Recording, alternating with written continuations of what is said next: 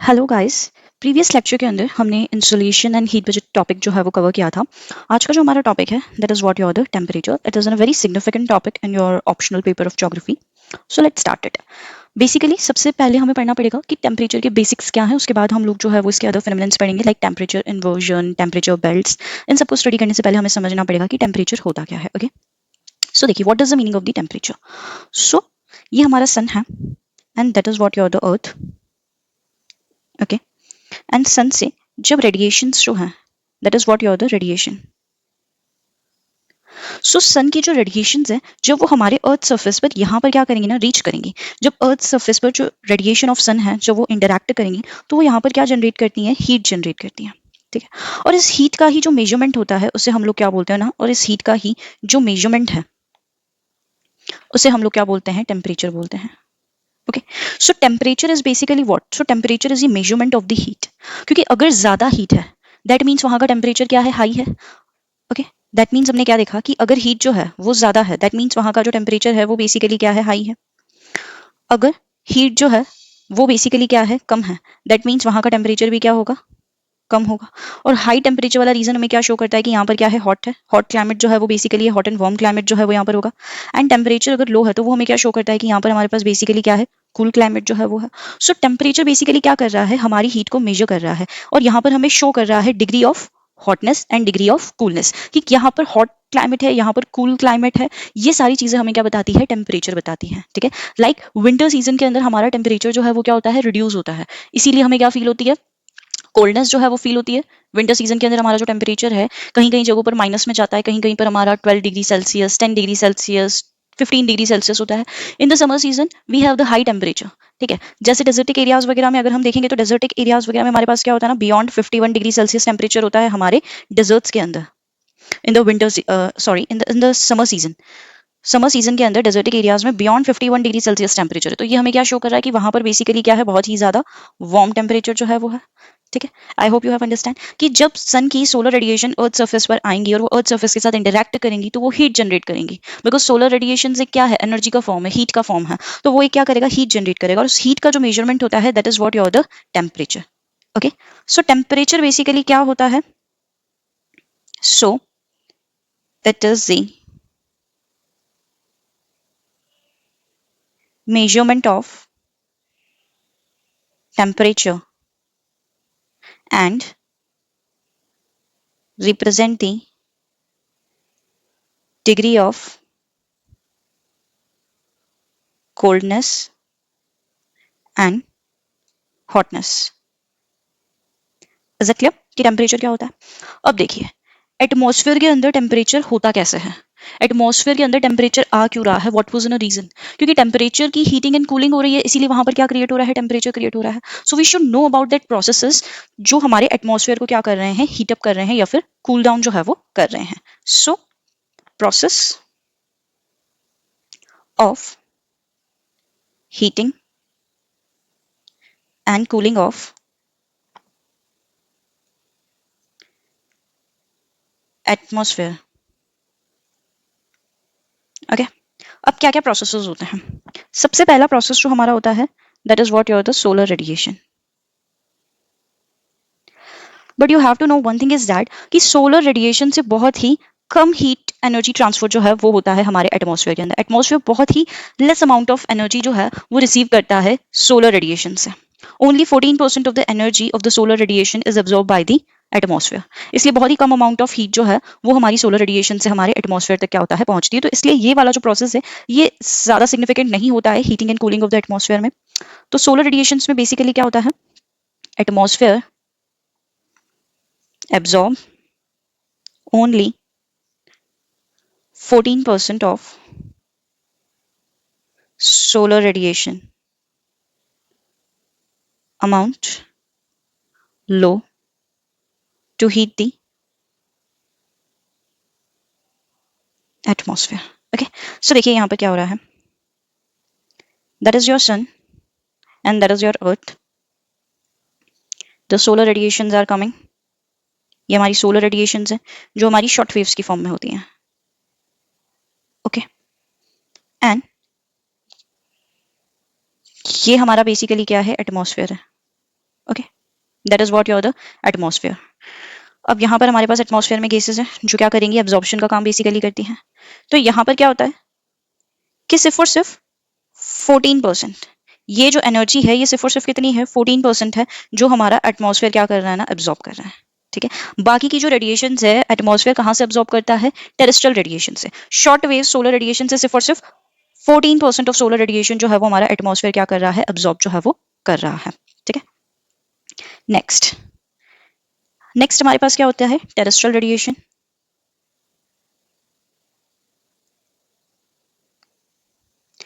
Terrestrial radiation is very significant, क्योंकि जो most of the atmosphere है that is heated up by the terrestrial radiation. ठीक है, most of the atmosphere क्या होगा, टेरेस्ट्रियल रेडिएशन से ही हीटअप जो है वो होगा। ठीक है, ऐसा क्यों होता है, तो देखिए, that is your sun, that is your अर्थ, ये हमारी क्या है, सोलर रेडिएशन है in the form of the short wave, and ये हमारे पास क्या होता है, एटमॉस्फेयर होता है। ठीक है, अब यहां से जो हमारी रेडिएशन है ये हमारी क्या है ना, लॉन्ग टेरेस्ट्रियल रेडिएशन है, लॉन्ग टेरेस्ट्रियल रेडिएशन। और इन लॉन्ग टेरेस्ट्रियल रेडिएशन से हमारा जो एटमॉस्फेयर है that is what your the opaque, क्या होता है, ओपेक्यू होता है। इसीलिए ये इन रेडिएशंस को वापस से क्या कर देता है, काउंटर रेडिएट कर देता है, काउंटर रेडिएट। और इसी वजह से क्या होता है कि मोस्ट ऑफ द जो लॉन्ग टेरेस्ट्रियल रेडिएशंस हैं वो हमारी क्या होती है ना, इस पर्टिकुलर एरिया में ही ट्रैप होकर के रह जाती है, और बाकी एटमॉस्फेयर जो है वो क्या कर लेता है, हीटेड अप जो है वो कर लेता है, एब्जॉर्ब जो है वो कर लेता है।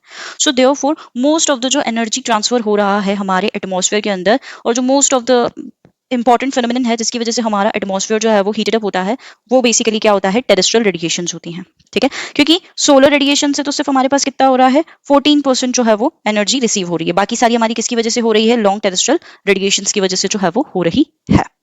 Is it clear? सो देखिए, यहां पर हम लोग क्या लिख सकते हैं, atmosphere is transparent to short waves, atmosphere is opaque to long waves। और ये बेसिकली क्या कर देता है, काउंटर रेडिएट कर देता है। ओके, सो देयरफॉर हम लोग क्या बोल सकते हैं कि मोस्ट ऑफ द जो एनर्जी है वो ग्रीन हाउस गैस क्या कर लेती है, ट्रैप कर लेती है, जिसकी वजह से जो लोअर एटमॉस्फेयर है वो हमारा वार्म हो जाता है। ठीक है, सो यहाँ पर हमारी क्या होती है ना, ग्रीन हाउस गैसेज होती हैं।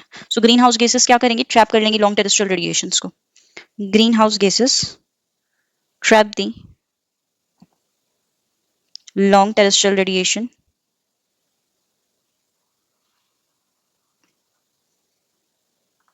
because of which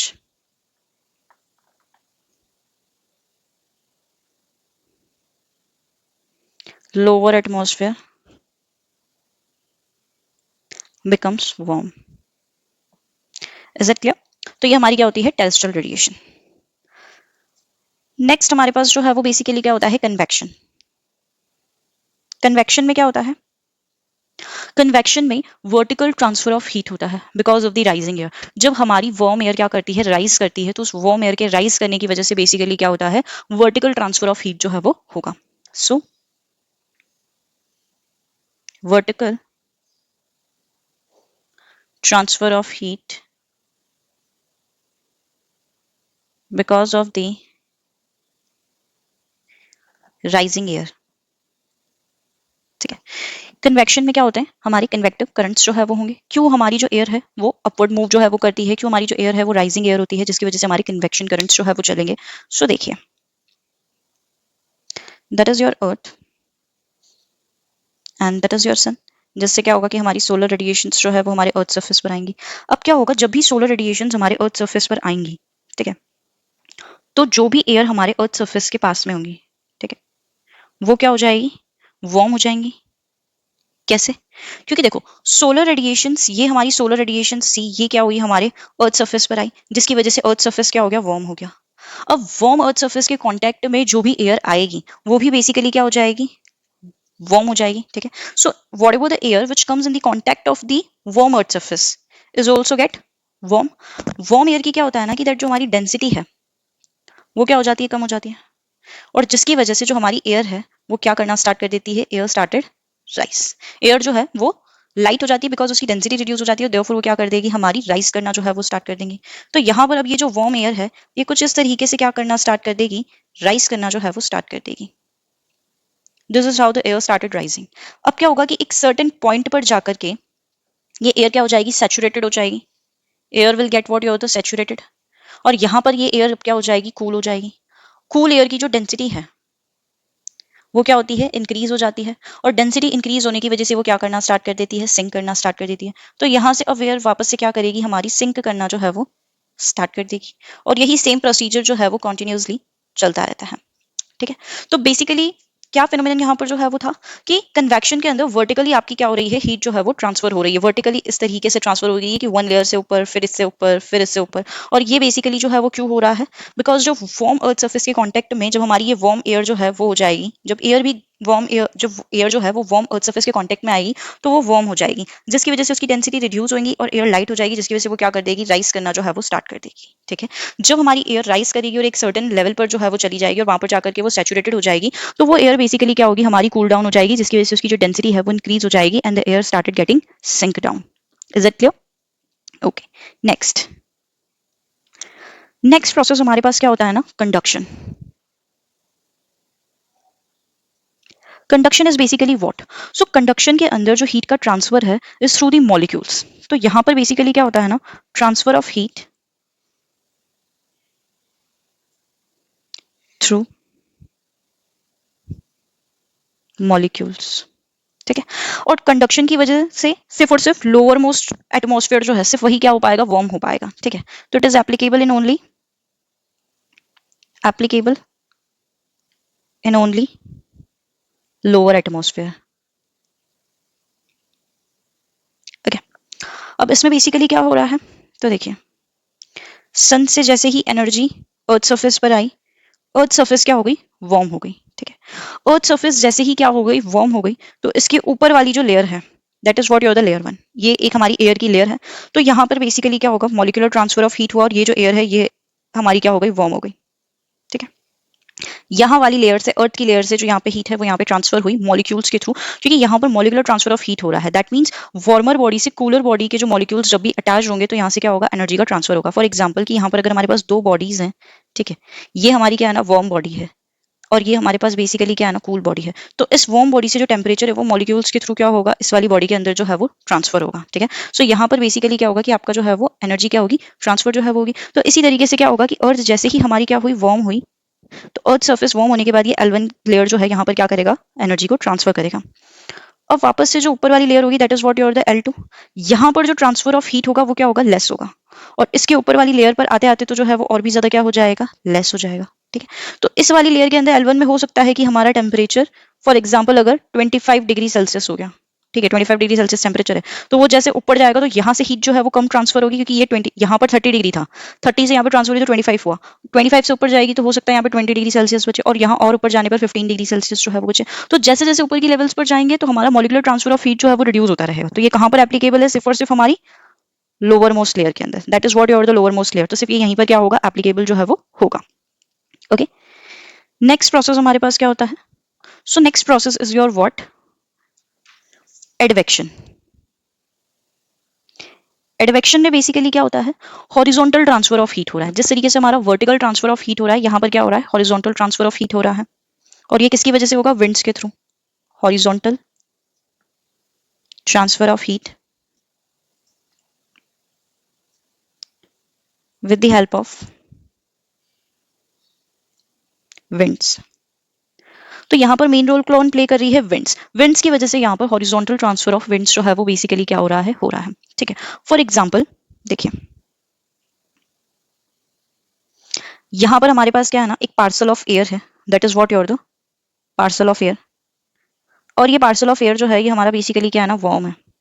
ठीक है, अब यहाँ पर हमारे पास क्या हुई, विंड्स आई और ये विंड्स इनको क्या हो गई, इस ए पॉइंट से इस बी पॉइंट पर जो है वो लेकर के गई। ठीक है, तो यहाँ पर क्या होगा कि यहाँ पर ये जो वार्म विंड है, इसे विंड्स ने जो है वो क्या कर दिया, यहाँ वाली लेयर पर जो है वो लेकर के आ गई। ठीक है, ये यहाँ पर लेकर के आ गई। ठीक है। तो ये जो वार्म पार्सल ऑफ हीट था, इससे जो विंड्स है ये ट्रांसफर करके ये हमारी क्या होती है, विंड्स। ये विंड्स जो है ये हॉरिजॉन्टली ट्रैवल करते हुए क्या हो गई, ए पॉइंट से बी पॉइंट पर जो है वो लेकर के आ गई। तो इस बी पॉइंट का जो टेम्परेचर है ये बेसिकली हमारा क्या हो जाएगा, इंक्रीज हो जाएगा। यहाँ का टेम्परेचर क्या हो गया, इंक्रीज हो गया। क्यों? क्योंकि ये जो है वो क्या थी, वार्म एयर। इसमें आप एग्जाम्पल किसका जो है वो लिख सकते हो, लू। तो लू हमारी क्या होती है, एक वार्म पार्सल ऑफ एयर जो है वो बेसिकली होता है। और विंड्स जब ट्रैवल करेंगी और अपने साथ इस वार्म पार्सल को जिस जिस जगह पर लेकर के जाएंगी, वहां का टेम्परेचर भी क्या हो जाएगा, इंक्रीज हो जाएगा। ठीक है। इसी के अपोजिट में ये जैसे हमने वार्म एयर का एग्जांपल जो है वो बेसिकली देखा। दूसरा पास हमारे पास बेसिकली क्या हो सकता है कि फॉर एग्जांपल यहाँ पर जो पार्सल ऑफ एयर है दैट इज व्हाट योर, तो कूल एयर। यहाँ पर हमारे पास क्या है ना, कूल एयर है, और यहाँ पर विंड आई और विंड ने से हॉरिजॉन्टली ट्रांसफर करके क्या किया, यहाँ पर जो है वो इस बी पॉइंट पर लेकर के आ गई।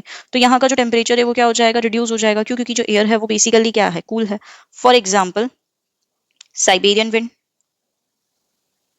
जहां जहां पर ये साइबेरियन विंड जाती है वहां पर जो टेम्परेचर है वो क्या हो जाता है, रिड्यूस हो जाता है। So that is what your the advection, जिसमें हमारा क्या हो रहा है, हॉरिजॉन्टल ट्रांसफर ऑफ हीट हो रहा है with the help of what your winds. ठीक है।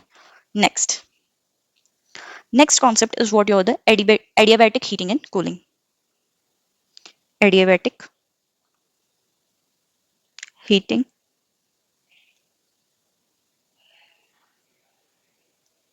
And cooling. नेक्स्ट प्रोसेस हमारे पास क्या होता है, एडियाबैटिक हीटिंग एंड कूलिंग होता है। एडियाबैटिक हीटिंग एंड कूलिंग एक ऐसा प्रोसेस है जिसके अंदर हमारा जो एटमॉस्फेयर है वो हीट हो रहा है, वो कूल डाउन हो रहा है बिना किसी एक्सटर्नल एजेंट के। यहाँ पर सारे प्रोसेसेस बिकॉज ऑफ किसकी वजह से हो रहे हैं, डेंसिटी चेंज। क्योंकि जो हमारी एयर होती है ना, जब एयर डिसेंड करेंगी या फिर जो एयर है वो असेंड करेंगी तो उसकी डेंसिटी ऑटोमेटिकली चेंज होगी, और because of the change in the density उनका जो है वो बेसिकली क्या करेंगी, हीटिंग एंड कूलिंग जो है वो करेंगी एटमॉस्फेयर की बिना किसी एक्सटर्नल एजेंट के। ठीक है। सो एडियाबैटिक हीटिंग एंड कूलिंग क्या होती है, it means cooling and heating without external agent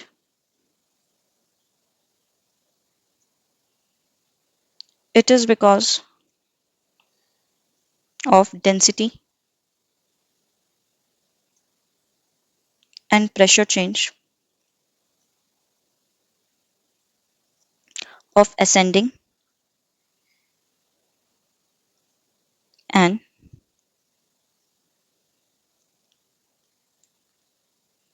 descending air। ठीक है। तो यहाँ पे जो असेंडिंग एंड जो हमारी डिसेंडिंग एयर है इसके अंदर डेंसिटी एंड प्रेशर में चेंजेस आते हैं, बिकॉज ऑफ विच यहाँ पर क्या हो रहा है, बिना किसी एक्सटर्नल एजेंट के कूलिंग एंड हीटिंग का जो इम्पैक्ट है वो बेसिकली आ रहा है। फॉर एग्जाम्पल जब भी हमारी एयर जो है वो बेसिकली क्या करेगी, असेंड करती है। ठीक है। फॉर एग्जाम्पल ये हमारी क्या है ना, एयर है। एयर जो है वो क्या कर रही है, असेंड कर रही है। एयर बेसिकली राइज कर रही है। ठीक है। तो जब एयर इस वाले पार्ट पे होगी ना, तो यहाँ पर जो एयर के मॉलिक्यूल्स हैं they are closely linked, for example like that. ठीक है। बट जैसे ही एयर क्या होगी और ऊपर की तरफ जो है वो जाएंगी, तो यहाँ पर हमारे क्या होंगे कि जो मॉलिक्यूल्स हैं वो दूर दूर अटैच्ड होंगे।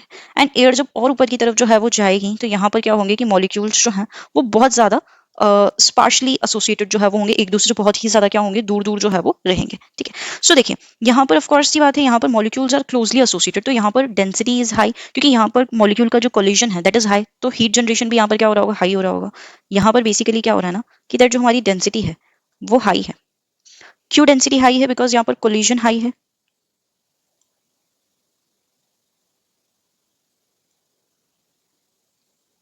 और यहाँ पर हीट जनरेशन हाई होगा, तो यहाँ पर टेम्परेचर भी बेसिकली क्या है, हाई होगा। यहाँ पर हमारी डेंसिटी जो है वो क्या है ना, रिलेटिवली लो है। Density is relatively low. ठीक है। क्यों? क्योंकि यहाँ पर जो कोलिजन है वो कम है, जिसकी वजह से हीट जनरेशन कम है। और अगर हीट जनरेशन कम हुआ तो टेम्परेचर भी बेसिकली हमारे पास क्या होगा, कम जो है वो होगा। फिर इस वाली लेयर के अंदर हमारे पास डेंसिटी जो है वो और भी ज्यादा क्या हो जाएगी, रिड्यूस जो है वो हो जाएगी। क्यों? क्योंकि यहाँ पर जो कोलिजन ऑफ मॉलिक्यूल है वो बहुत ही ज्यादा कम है, तो यहाँ पर हीट जनरेशन भी बेसिकली क्या हो जाएगा, रिड्यूस हो जाएगा। और अगर हीट जनरेशन यहाँ पर बहुत ज्यादा रिड्यूस हुआ तो यहाँ पर टेम्परेचर भी बेसिकली क्या हो जाएगा, रिड्यूस हो जाएगा। ठीक है, तो यहाँ पर बेसिकली क्या हो रहा है ना कि जैसे जैसे एयर जो है वो राइज कर रही है तो उसके जो मॉलिक्यूल्स हैं उनका जो कोलिजन है वो कम होता जाएगा, क्योंकि उसको जो एरिया है, जो स्पेस है, वो एक्स्ट्रा मिलता जाएगा। ठीक है, इसीलिए जो हमारी असेंडिंग एयर होती है वो क्या करती है, लाइट वेटेड होती है, उसका प्रेशर जो है वो कम होता है। जो हमारी डिसेंडिंग एयर होती है, अगर हम इसका बेसिकली क्या करेंगे, अपोजिट जो है वो करेंगे, तो इसका अगर यही हम लोग क्या करें, यही अगर हम इस तरीके से डिसेंडिंग एयर हुई तो यहाँ पर हमारा क्या होगा, प्रेशर जो है वो एक्सर्ट करेगी। जब एयर डाउनफॉल होती है तो वो इसलिए क्या करती है, प्रेशर एक्सर्ट जो है वो करती है। ठीक है, दैट इज व्हाट होता है एडियाबैटिक हीटिंग एंड कूलिंग। ये दो टाइप्स की होती है। ठीक है, टाइप्स ऑफ एडियाबैटिक रेट क्या होती है, types of adiabatic lapse rate. So adiabatic lapse rate जो है ये हमारे पास दो तरीके की होती है। One it is what the dry adiabatic lapse rate, और एक हमारे पास क्या होती है ना, वेट एडियाबैटिक लैप्स रेट। ठीक है, so dry adiabatic lapse rate and wet adiabatic lapse rate में क्या डिफरेंस होता है। So dry adiabatic lapse rate में क्या होता है कि with the increasing height temperature जो है वो एयर का रिड्यूस होता है at the rate of the 10 degree Celsius पर 1 किलोमीटर। पर 1 किलोमीटर पे जैसे जैसे हम ऊपर की तरफ जाएंगे तो उसका जो टेम्परेचर है एयर का वो रिड्यूस होता जाएगा 10 डिग्री सेल्सियस के साथ। बट ये जो एयर होगी, कंडीशन क्या होनी चाहिए कि दैट ये जो एयर है वो हमारी अनसेचुरेटेड होनी चाहिए। अनसेचुरेटेड का मतलब लेस देन द 100%। उसके अंदर क्या होनी चाहिए, ह्यूमिडिटी अभी भी होनी चाहिए। उसके अंदर वाटर इनटेक की जो क्वांटिटी है वो भी होनी चाहिए कि वो और ज्यादा वाटर इनटेक जो है वो कर सकता है।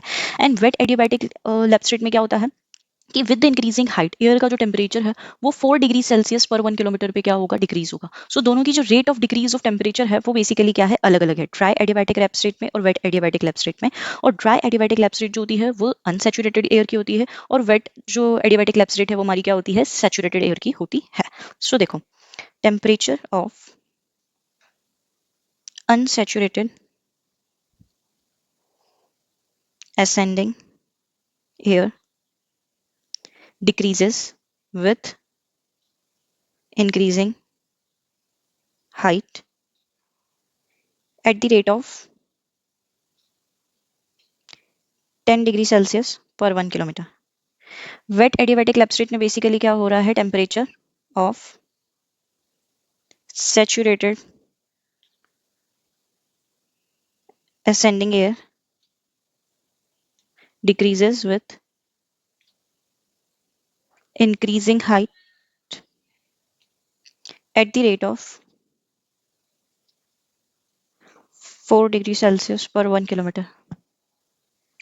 सो यस, अब इसको हम डायग्राम के थ्रू जो है वो स्टडी करें तो इसका किस तरीके से जो है वो डायग्राम होगा। तो देखिए, for example there is what your the air. Okay, यहाँ पर ही हमारे पास क्या है ना, एयर है। फॉर सपोज इसका जो टेम्परेचर है that is what your the 25 degree Celsius. ठीक है, एंड आपको एक चीज जो है वो नोट करनी है कि दैट एयर तब राइज करेगी जब उसका टेम्परेचर जो है वो बहुत ज्यादा होगा और एयर की डेंसिटी रिड्यूस हो जाएगी। ठीक है, बट एयर का जो टेम्परेचर है वो सराउंडिंग एयर से जब ज्यादा होगा तभी वो बेसिकली क्या करेगी, राइज करेगी। ठीक है, सो air will rise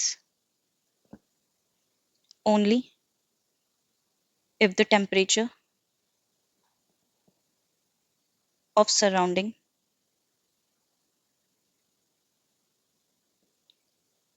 is less than the air। ठीक है, एयर तभी राइज करेगी जब आसपास का जो टेम्परेचर है वो उस एयर से क्या है, कम है।